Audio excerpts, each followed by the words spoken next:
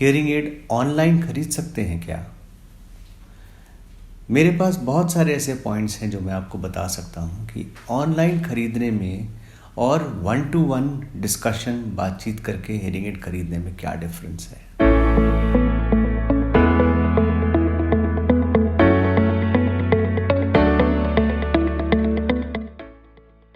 नमस्कार, आज मैं आपसे इस बारे में बात करूंगा। हमारे पास बहुत सारे लोग बात करते हैं और कहते हैं कि क्या हम हियरिंग एड ऑनलाइन खरीद सकते हैं क्या?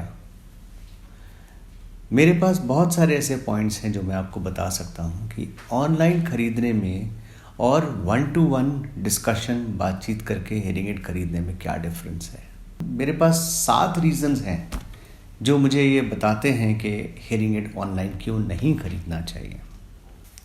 द वेरी फर्स्ट पॉइंट, जो पहली चीज़ है वो ये कि ऑनलाइन हियरिंग एड खरीदने में आपको प्रोडक्ट ज़रूर दिखाई देते हैं, लेकिन आप ये कैसे असेस करोगे कि क्या वो प्रोडक्ट आपको सूट करेगा कि नहीं।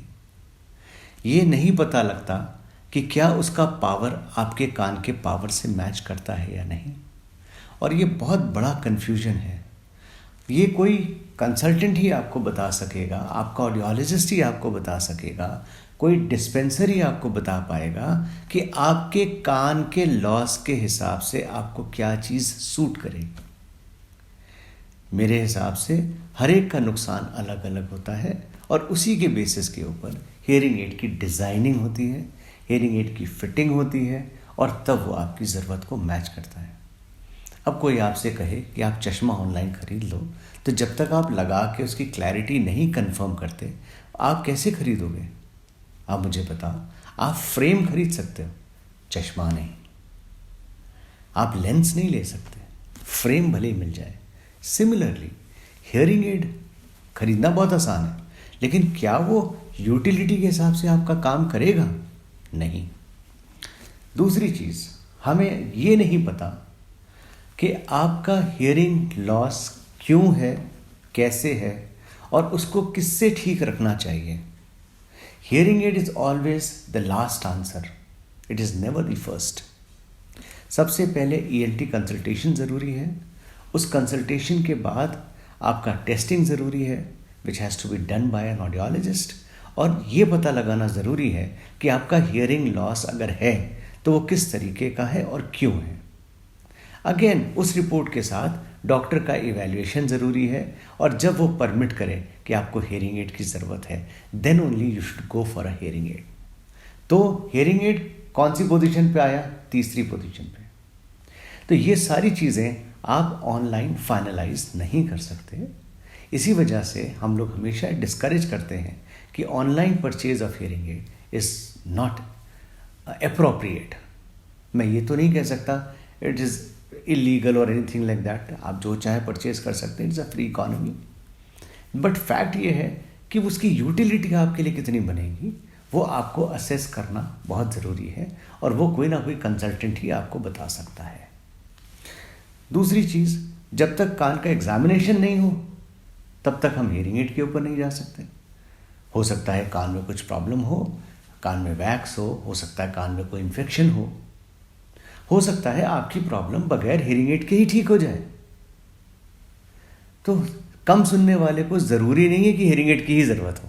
इसीलिए मैं कहता हूँ पहले ENT, फिर एग्जामिनेशन, फिर हियरिंग एड।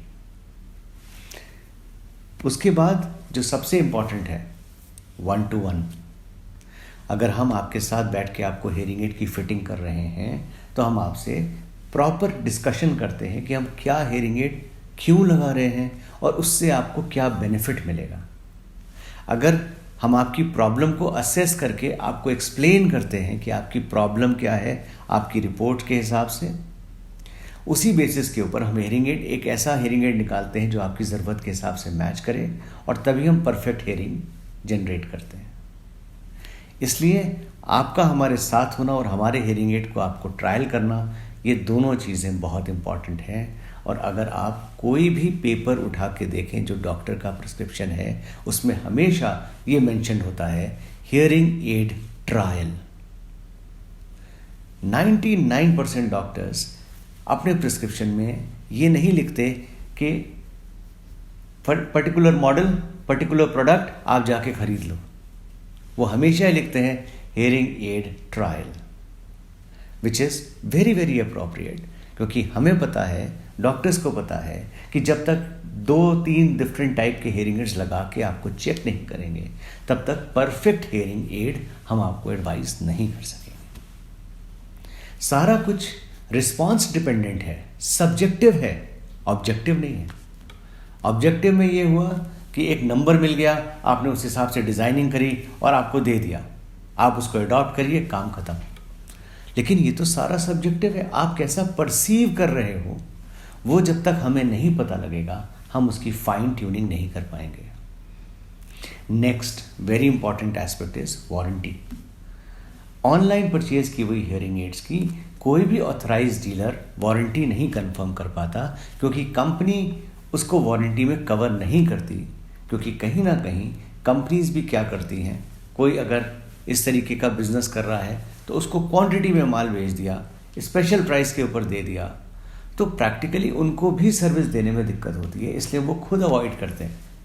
ज़्यादातर जो कंपनी मैन्युफैक्चरर्स हैं वो अपनी पैकिंग के ऊपर मेंशन करते हैं कि online purchased hearing aid will not carry any warranty, और for that matter company may not be able to give proper service.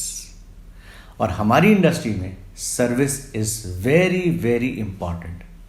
Even for small things you may need after sales service. तो हमारा आपका contact में रहना बहुत ज़रूरी होता है।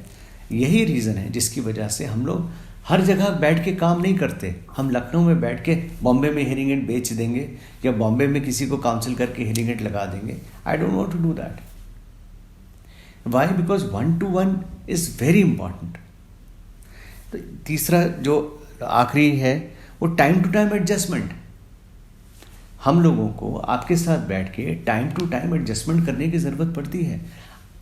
आपने किसी सिचुएशन में हेयरिंग एड को यूज़ किया और लौट के आके मुझे बताया कि साहब इस सिचुएशन में हेयरिंग एड ने बढ़िया काम नहीं किया। Now according to that situation I may give you certain programs, certain adjustments that can help you in hearing better in that particular scenario. तो हमारे लिए ये सारी चीज़ें बहुत इंपॉर्टेंट हैं कि हम इंडिविजुअल को 1-to-1 हैंडल करें। और इसीलिए मैं रिकमेंड करता हूँ कि instead of buying hearing aids just like any other commodity, you should go for a counsellor, you should go for a person who's dispensing hearing aids. You must consult an ENT and then take a decision what to buy, when to buy, and how to buy. Thank you.